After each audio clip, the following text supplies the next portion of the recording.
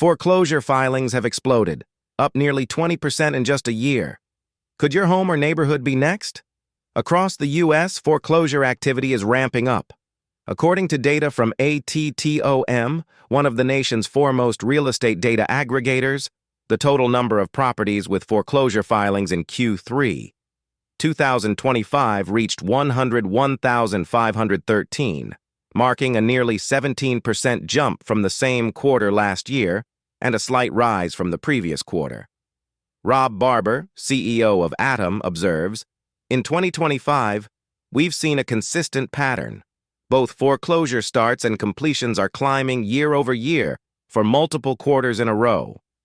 While we're not at extremes historically, the durability of this trend could be a red flag about borrower stress in select markets.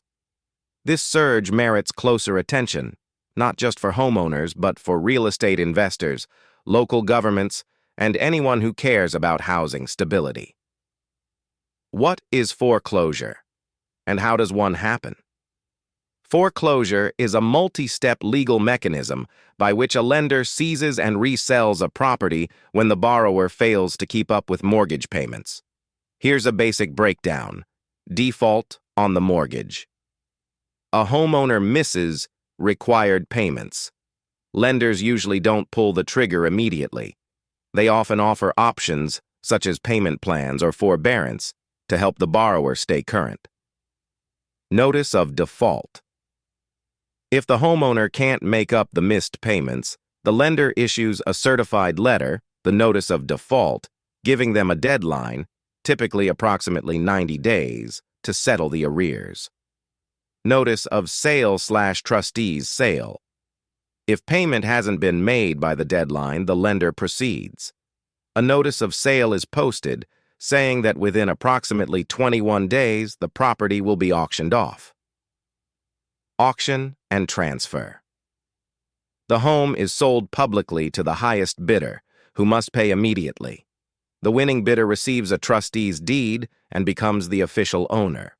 If the sale doesn't cover the total debt, the original lender may pursue a deficiency judgment, depending on local law.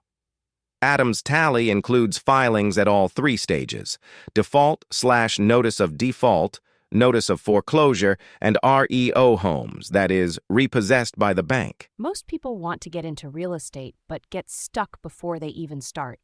They waste months watching YouTube videos, buying the wrong courses, or chasing strategies that don't work anymore. But what if there was a shortcut, a proven roadmap that takes you straight to your first wholesale deal, even if you've got zero experience and zero money to start? Do you want a step-by-step guide to cracking the code to real estate wholesaling? It's not another overcomplicated course or boring theory book. It's a mini blueprint that shows you exactly how to find and flip undervalued properties using low-cost, high-profit strategies no one else is talking about. No buying lists, no ugly bandit signs, no license or big investment needed, just fast deals, low risk, high profit. Inside you'll discover how to find hidden, undervalued properties before anyone else, the secrets to closing no-money deals, even if you're broke, how to generate and convert leads fast, and how to close profitable deals without ever owning a property. This ebook mini-course is designed to get you results in weeks, not years. And when you grab your copy today, you'll also get 3 exclusive wholesaling contract templates absolutely free: your JV contract, sales contract, and assignment of contract, ready to plug in and start using immediately. That's real tools, real templates, and real results. So if you're serious about breaking into real estate and actually closing your first deal, stop waiting and start wholesaling. Don't overthink it. The only thing standing between you and your first deal is action. Click the link in the description, download the wholesaling shortcut, and start turning opportunities into profits today. Where foreclosures are most concentrated. Broadly speaking, 1 in every 1,402 U.S. housing units received a foreclosure filing in Q3 2025. But in some metro areas, the pressures are much more acute. Among 225 metro areas, population greater than or equal to 200,000, the worst performers were Lakeland, Florida, 1 in every 470 homes; Columbia, South Carolina. 1 in every 506 Cape Coral, Florida. 1 in 589 Cleveland, Ohio. 1 in 593 Ocala, Florida. 1 in 594, 1 in 665. Notice 3 of the top 5 are in Florida. This is no coincidence. The state's older, fixed-income population is being squeezed by rising insurance and HOA costs, which ballooned in the aftermath of the Surfside condo disaster and intensifying climate threats.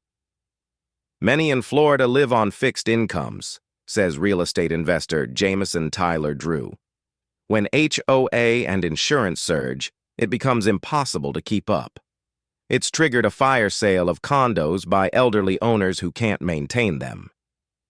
Hannah Jones, senior researcher at Realtor.com, adds that many homeowners protected under pandemic-era forbearance programs are now grappling with resumed payments while HOA and insurance bills climb.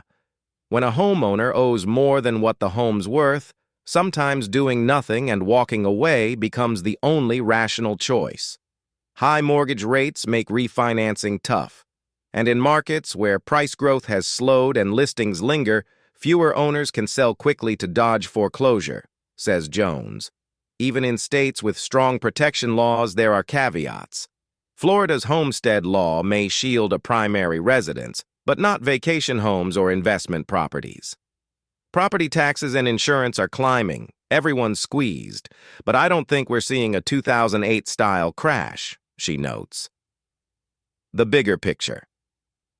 Behind the numbers, 11,723 properties were repossessed by lenders, REO, up 4% from the prior quarter and a sharp 33% from a year ago. Foreclosure filings have steadily climbed for multiple quarters. Local economic conditions matter, too. In Columbia, South Carolina, which shows the country's second highest foreclosure rate, the issue isn't unemployment per se, according to Sue Berkowitz of the Appleseed Legal Justice Center. Rather, it's that so many jobs don't pay enough to keep households above water. So, is this a crisis? No, not yet. But it's a trend worth tracking closely. Foreclosure activity is rising, but it's still well below crisis levels. Much of this uptick is being driven by local imbalances, mounting insurance or HOA costs, tight cash flow, weak wage growth, and high mortgage rates. Markets with abundant housing supply, soft price growth, or weaker economies are at greater risk.